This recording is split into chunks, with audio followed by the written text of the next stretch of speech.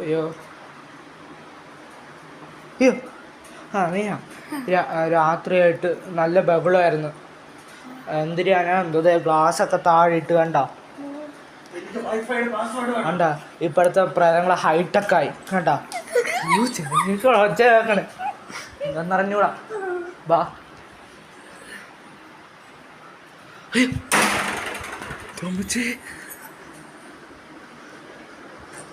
ഇവിടെ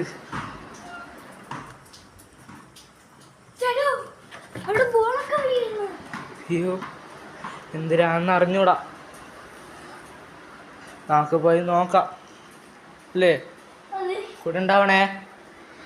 പ്രേതങ്ങളെ ഹൈടെക്കാണ്. ഉണ്ടോ?